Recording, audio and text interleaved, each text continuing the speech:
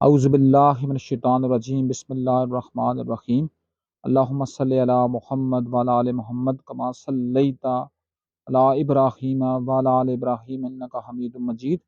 اللہم بارک علی محمد وعلی آل محمد کما بارکت علی ابراہیم وعلی آل ابراہیم انک حمید مجید۔ یا اللہ تعالیٰ لاکھ لاکھ شکر ہے کہ محمد وآل محمد ابراہیم وآل ابراہیم علیہ السلام کی تعریف و توصیف اس زبان سے ادا ہونے کا تو نے شرف بخشا اور اس زبان نے اپنی زکوٰۃ ادا کی۔ اب دیکھیں حضرت ابراہیم علیہ السلام کو دنیا سے پردہ فرمائے ہوئے تقریباً 4000 سال ہو گئے، لیکن ابراہیم کی سیلری کتنی بڑی اللہ نے لگا دی کہ آج تک ابراہیم کا نام ہر مسلمان، ہر عیسائی، ہر یہودی کی زبان سے جاری ہونا اس کا سب سے بڑا اولین فریضہ ہوتا ہے۔ کسی بھی عبادت کا، مسلمان کی، عیسائی کی یا یہودی کی بالخصوص اور بالعموم زرتشتوں کی بھی، کوئی بھی عبادت جناب ابراہیم علیہ السلام کے اوپر درود پڑھنے کے بغیر قبول نہیں ہوتی۔ تو اس کا مطلب ہے جناب ابراہیم علیہ السلام کو یہ اتنا بڑا اعزاز کیسے ملا؟ یہ اتنا بڑا اعزاز صرف ایک بات سے ملا کہ جناب ابراہیم علیہ السلام نے اللہ کی رضا کے اوپر اپنی رضا کو سر تسلیم خم کر دیا تھا۔ اللہ کی رضا کی خاطر اپنے بچے کی قربانی دی، اپنی بیوی کی قربانی دی، اپنی جان کی قربانی دی۔ اس لیے تو علامہ اقبال نہیں پکار اٹھے کہ بے خطر کود پڑا آتش نمرود میں عشق، عقل ہے میں وہ تماشا لب بام ابھی۔ اگر عقل کہتی تو یہ جس طرح آج کل کے بہت بڑے بڑے فلاسفر بنتے ہیں، تو کیا عقل یہ کہتی ہے کہ تم جا کر آگ میں چھلانگ مارو؟ لیکن وہ ابراہیم کا ایمان تھا نا کہ جس نے آگ میں چھلانگ لگائی۔ عقل اگر کہتی تو کہتی کہ ایک بچے کو، اپنے نومولود بچے کو جا کر تم عرب کے لک و دک سرا میں چھوڑ دو، عقل تو کبھی نہ کہتی۔ لیکن وہ ابراہیم کا ایمان تھا جو انہوں نے لک و دک سرا میں چھوڑا، اور بچے نے ایڑیاں رگڑ کر وہاں سے آب زمزم کا چشمہ پھوٹا، اور پھر بی بی ہاجرہ پکار اٹھی کہ زم زم ٹھہر جا ٹھہر جا، اور وہ پھر پانی آج تک اربوں خربوں لوگ پی چکے ہیں لیکن وہ ختم ہونے کا نام نہیں لے رہا۔ تو پرابلم از دیٹ، یا پوائنٹ از دیٹ، اور پھر اسی بچے کو جب وہ بڑا ہوتا ہے تو اس کے گلے پر چھری پھیری جاتی ہے، لیکن وہ ابراہیم کا ایمان تھا کہ چھری پھر بھی گئی، پھر بھی بچہ ذبح نہیں ہوا، پھر بھی دمبا ذبح ہو گیا۔ تو یہ ابراہیم کے ایمان تھے۔ ان کی تکمیل کے بعد ابراہیم کو یہ سیلی لگی کہ ابراہیم کا نام آج تک، بلکہ قیامت کی صبح تک قائم و دائم، اور اس کے بعد تو قائم و دائم کیا، اس کے بعد اس میں بڑھوتریاں ہوں گی۔ تو پوائنٹ از دیٹ، لیکن بدقسمتی سے یا بدنصیبی سے جس صدی سے ہم گزر رہے ہیں، یہ صدی جو ہے، یہ صدی کسی بھی معرفت والے کی صدی یہی نہیں ہے۔ یہ صدی بانڈوں کی ہے، یہ مراسیوں کی ہے، یہ کنجروں کی ہے، یہ ڈانسروں کی ہے، یہ اداکاروں کی ہے، یہ کرکٹروں کی ہے، یہ ڈنڈا پکڑ کر بھاگنے والے پتلاڑیوں کی ہے۔ اس صدی کا کوئی بھی تعلق نہیں ہے۔ اس صدی میں سب سے بڑی بات یہ، جو اہل علم ہے، جو اہل دانش ہے، اس کا صرف ایک بات ہے کہ وہ کیا کرے، اپنے آپ کو تنہا کر دے، کیونکہ مالک الملک کے نبی کی حدیث کا مفہوم ہے کہ عافیت کے 10 حصوں میں سے 9 حصے خاموشی میں۔ لیکن پھر بات وہی ہے کہ بعض موقعوں پر خاموش رہنا بھی از خود حق کے اوپر ڈاکہ ہے۔ اپنا حق ادا کرتے جائیں، کوئی اس کو ایکسیپٹ کرے تو بسم اللہ، کوئی ایکسیپٹ نہ کرے تو الحمدللہ کہہ کر آگے گزر جائیں، لیکن اپنے حصے کا کام کرتے جائیں۔ کیوں؟ اس کی سب سے بڑی مثال یہ کہ وہ حسین، اس کے بارے میں محمد مصطفیٰ صلی اللہ علیہ وسلم کی مبارک زبان سے یہ بات جاری ہو چکی تھی کہ حسن اور حسین جنت کے جوانوں کے سردار ہیں۔ تو کیا اگر اتنی بات ہونے کے بعد اگر حسین نہ کھڑا ہوتا وہاں میدان کربلا میں، تو کیا حسین کی کوئی سٹیٹس میں کمی آتی؟ ہرگز کمی نہ آتی۔ لیکن جو جتنا بڑا ہوتا ہے اس کا امتحان بھی اتنا بڑا ہوتا ہے، اس کا مقام و مرتبہ بھی اتنا بڑا ہوتا ہے۔ تو بات کیا ہے جی کہ اب یہ ہے جی، اب جس صدی سے ہم گزر ہیں، میں نے پہلے جو باتیں کرتا آ گیا ہے نا، اب اس صدی میں کیا ہے، اس صدی میں جو بندہ معرفت کی بات کرے گا، جو بندہ حق کی بات کرے گا، جو بندہ وزڈم کی بات کرے گا، جو بندہ فلسفی کی بات کرے گا، وہ جو بندہ سائیکی کی بات کرے گا، جو بندہ روحانیت یا صوفیت کی بات کرے گا، لوگ پہلے تو اس کے اوپر ہنسیں گے، پھر اس کے اوپر مذاق اڑائیں گے، پھر اس کو پاگل ڈکلیئر کر کے دنیا سے کنارہ کش کروا دیں گے۔ لیکن کیا ہے، اور اس بندے کے لیے یہ صدی کیا کہہ سکتے ہیں کہ اپنا ایک کیا کہتے ہیں کہ ایک شہد کی مکھی کی طرح لبھانے کی ایک صدی ہے، جس کو صرف یہ فن آتا ہوگا کہ وہ کیسے ہنس سکتا ہے، وہ کیسے کھلکھلا سکتا ہے، وہ کیسے مسخرہ پن کر سکتا ہے، وہ کیسے لوگوں کو انٹرٹین کر سکتا ہے، وہ کیسے اپنی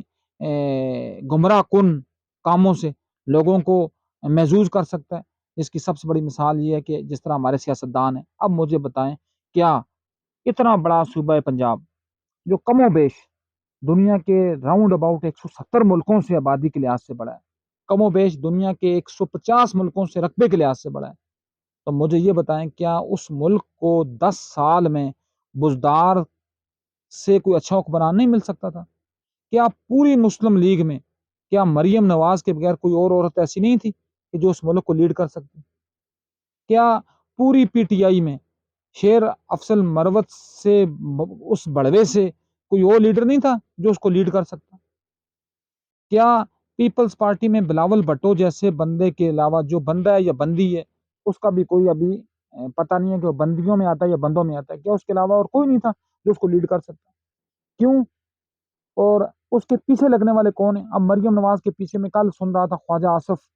کی باتیں، اور جی یہ ہم اپنی نئی نسل میں اس کو ٹرانسفر کریں۔ اب ان کی نئی نسل دیکھیں، وہ مریم جس کی بیٹی کی بھی شادی ہو چکی ہے، جو خود نواسوں اور نواسیوں والی بن چکی ہے، وہ ان کی نئی نسل ہے، اور اس کے پاس لبانے کے کیا جو اس کے پاس اپنا اس کے پاس محرکات ہیں یا اس کے پاس ٹولز کے کہ وہ ویڈیوز بناتی ہے اور ویڈیوز بنا کر لوگوں کی عزتوں کو پامال کرتی ہے، تو وہ انہوں نے صوبہ پنجاب کی وزیر اعلیٰ بنا دی۔ آپ پھر دیکھیں پھر آپ دیکھیں کہ یہ صدی کیا ہے اور کدھر جا رہی ہے، کیا بھانڈوں اور مراسیوں کے علاوہ کہیں اور جا رہی ہے؟ پھر دیکھیں صوبہ کے پی کے میں جائیں، خیبر پختونخوا میں، وہاں جو سب سے بڑا راشی اور سب سے بڑا جو شرابی تھا علی امین گنڈا پور، اس کو وزیر اعلیٰ کا امیدوار نامزد کر دیا گیا۔ کیا اس کے علاوہ پی ٹی آئی پوری میں کوئی کام کا بندہ نہیں تھا جو وہاں وزارت اعلیٰ کے منصب کے اوپر فائز ہو سکتا؟ کیا پوری نون لیگ کے پاس شہباز شریف کے علاوہ کوئی اور بندہ نہیں تھا جس کو دو باتیں کرنی نہیں آتی اور اس کو وزارت عظمیٰ کے منصب پر فائز کر دیا گیا؟ کیا زرداری ڈاکو سے بڑا پیپلز پارٹی کے پاس کوئی اور بندہ نہیں تھا کہ اس کو صدر پاکستان کی کرسی پر فائز کرنے کے لیے انہوں نے اس کو نامزد کر دیا؟ لیکن جو لوگ ان کے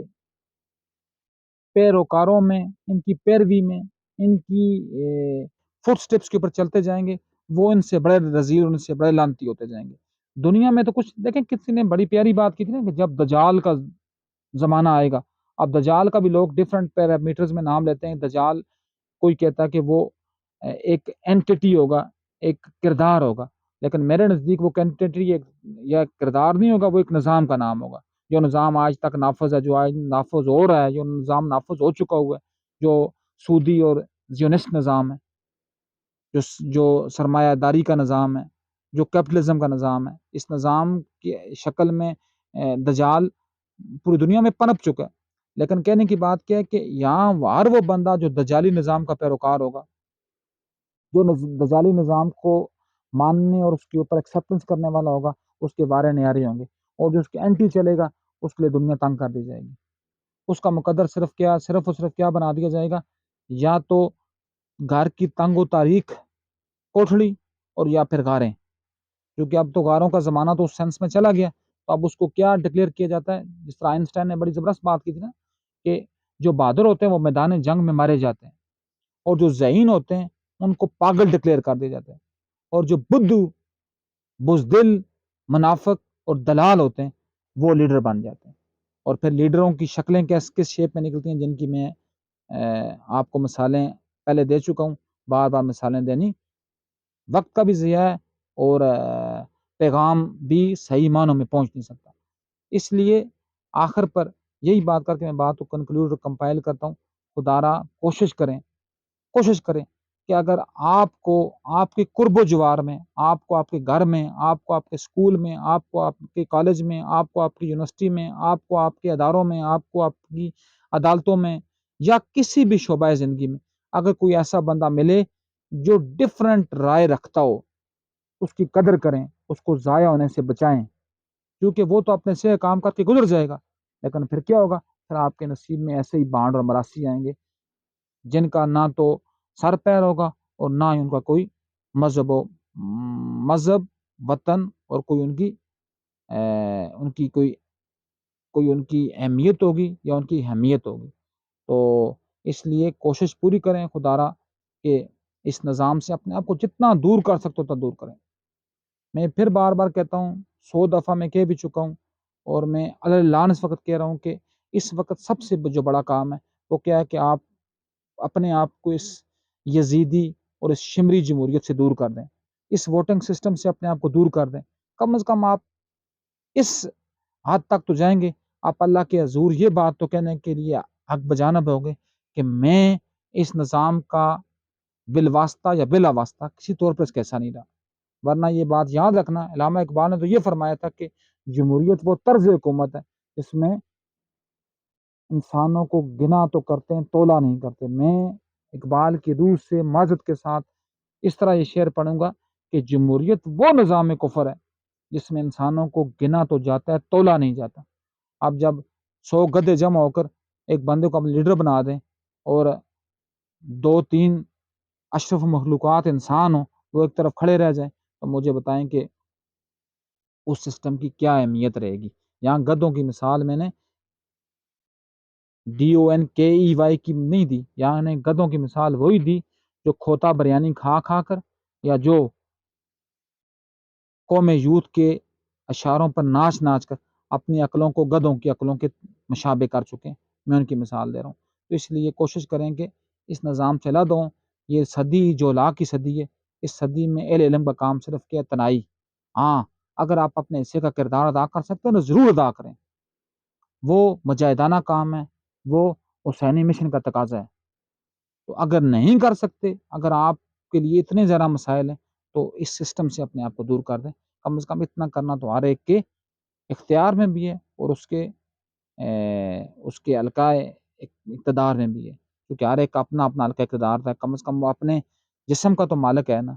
تو اس لیے کوشش کریں آپ جسم کے مالک بنیں، اپنے جسموں کو اور اپنی روحوں کو اور ان جیسے دلالوں کے آگے گروی ہونے سے روک لیں اور بچا لیں۔ اسی میں ہماری فلاح بھی ہے، اسی میں ہمارے معاشرے کی فلاح بھی ہے، اور یہی ہمارا دین ہم سے تقاضا بھی کرتا ہے۔ وما علینا الا البلاغ المبین۔